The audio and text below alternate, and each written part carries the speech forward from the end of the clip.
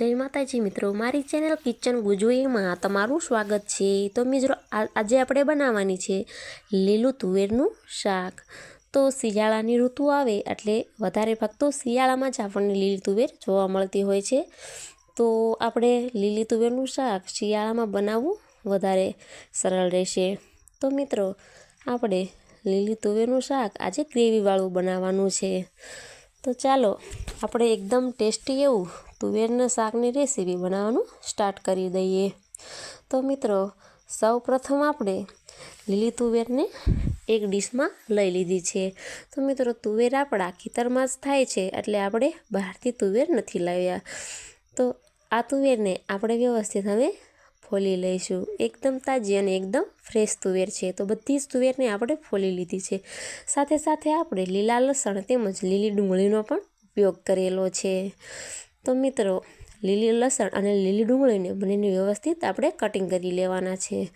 तो सौ प्रथम आपणे लीली डુંગળી ने व्यवस्थित आ रीतना करीने बधी ज डુંગળીને कट करी लेवानी छे। त्यारबाद मित्रों आपणे लसण हतुं तेने पण वाराफरती एक एक करीने कटिंग करी लईशुं। तो मित्रों हवे आपणे चूलो सळगावी लीधो छे अने तेना उपर आपणे प्रेशर कुकरने राखी दईशुं। तो मित्रों आपणा शाकमां जेटલું अनुकूल आवे तेटલું आपणे तेल लई लेवानुं छे। तो मित्रों तेल तमारा स्वाद प्रमाणे तमे वधारे के ओछुं लई शको छो। तो आपणे तेलने गरम थवा देवानुं छे। तो व्यवस्थित आपणुं तेल गरम थई जाय त्यारबाद आपणे तेमां राई एड करी देवानी छे अने राईने व्यवस्थित तेलमां ककड़ाई जवा देवानी छे। तो राई बधी आपणी ककड़ी जाए त्यारबाद आपणे तेमां लीली डુંગળીને एड करी लईशुं। तो लीली डુંગળી આપણે એડ કર્યા પછી ચમચાના મદદથી આપણે વ્યવસ્થિત તેને સાતળી લઈશું। તો મિત્રો લીલી ડુંગળી એડ કરવાથી તુવેરના શાકનો સ્વાદ એકદમ ટેસ્ટી આવતો હોય છે। જો તમને પસંદ હોય તો એડ કરી શકો છો અને ના કરો તો પણ ચાલે। તો અમારે બધાને અહીં તુવેરના શાકમાં લીલી ડુંગળીનો સ્વાદ खूब ज पसंद है एटला माटे मैं अहींया उपयोग करेलो छे। तो हवे मित्रों आपणे तेमां लीलुं लसण हतुं तेने पण एड करी लईशुं अने चमचाना मददथी व्यवस्थित सातળી लईशुं अने थोड़ी वार माटे आपणे तेने कूक थवा दईशुं। तो आपणे लगभग एकाद मिनिट जेटलुं बंने वस्तुने कूक थवा दईशुं। तो मित्रों एकाद मिनिट जेटलुं थई गयुं छे। तो हवे आपणे तेमां चणानो लोट एड करी लईशुं। तो चणानो लोट मापमां 1 चमची जेटलो मैं लीधेलो छे। आपणे वधारे चणानो लोट नथी लेवानो। अहीं कणे आपणे 1 चमची चणाना लोटनो ज उपयोग कर्यो छे। जो वधारे लईशो तो तळिया हारे चोटवा लागशे अने एवुं बधुं थशे। तो आपणे फक्त चणानो लोटनो ज उपयोग नथी करवानो। साथे साथे आपणे टमेटानी प्योरीनो पण उपयोग करेलो छे। अहीं मैं मीडियम साइजना 2 टमेटाने प्योरी करी लीधी छे। तेने पण आपणे ग्रेवी जोड़े मिक्स करी लईशुं अने चमचाना मददथी व्यवस्थित हलावी लईशुं। तो मित्रों तमे जोई शको छो के आपणी टमेटानी प्योरी छे ते व्यवस्थित मिक्स थई गई छे अने आ रीतना बबल्स मळ्या आववा।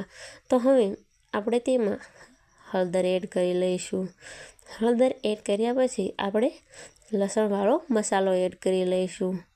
जो तमने लसणवाळो मसालो ना खाता होय तो आपणे पहेला ज शाकमां लसणनो उपयोग करेलो छे। तो तमे लसणवाळो ना होय अने कोरो मसालो एड करो तो पण चाले छे। तो लसणवाळा मसालाने आपणे व्यवस्थित आपणे ग्रेवी जोड़े मिक्स करी लईशुं अने तेमां आपणे ग्रेवीमां जेटલું अनुकूल आवे એટલું पाणी एड करी दईशुं। तो मित्रों पाणी एड कर्या पछी आपणे तेमां जे तुवेરના बीज हता ते बधा एड करी दईशुं। तो मित्रों शियाळानी ऋतु आवे अने तुवेरनुं शाक न खाव तो मजा ज न आवे। तो तमे चोक्कसथी एक वखत आ टिप्सथी बनाववानी ट्राय करजो। तो मित्रों આપણે બધી જ તુવેરને ગ્રેવીમાં એડ કરી દીધી છે। ત્યારબાદ આપણે ચમચાના મદદથી તેને વ્યવસ્થિત આ રીતના હલાવીને પ્રેશર કુકરને બંધ કરીને આપણે થોડીવાર માટે કૂક થવા માટે રાખી દેવાનું છે। તો મિત્રો આપણે હવે પ્રેશર કુકર આપણે પહેલાં મીઠું નહોતું એડ કર્યું તો હવે આપણે આખા શાકનું મીઠું આપણે છેલ્લે જ એડ કરશું। જો તમે ગ્રેવીમાં એડ કરો તો પહેલાં ગ્રેવી થાય એટલું અને ત્યારબાદ તુવેરમાં એડ तुवेरનું મીઠું આપણે અલગથી એડ કરતા હોઈએ છીએ, પણ મેં અહીં આખા શાકનું મીઠું સાથે જ એડ કર્યું છે. હવે આપણે પ્રેશર કુકરનું ઢાંકણું બંધ કરીને 3 થી 4 વિસલ થવા દઈશું, જેના લીધેથી આપણા તુવેરના બીજ છે તે વ્યવસ્થિત કૂક થઈ જાય અને તે કાચા પણ ના રહે. અને જો તમે તપેલામાં બનાવતા હોય તો મિત્રો આપણે તુવેરના બીજને પહેલાં તેલમાં એડ કરી દેવાના છે, જેના લીધેથી આપણા બીજ કાચા ન રહે.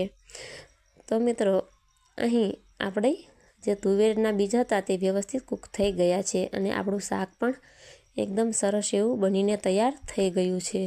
તો હવે આપણે તેને એક ડીશમાં સર્વ કરી લઈશું. તો મિત્રો બનીને તૈયાર છે આપણું એકદમ ચટપટું એવું અને એકદમ ટેસ્ટી એવું તુવેરનું શાક. તો જો મારો વિડીયો ગમ્યો હોય તો લાઈક કરો.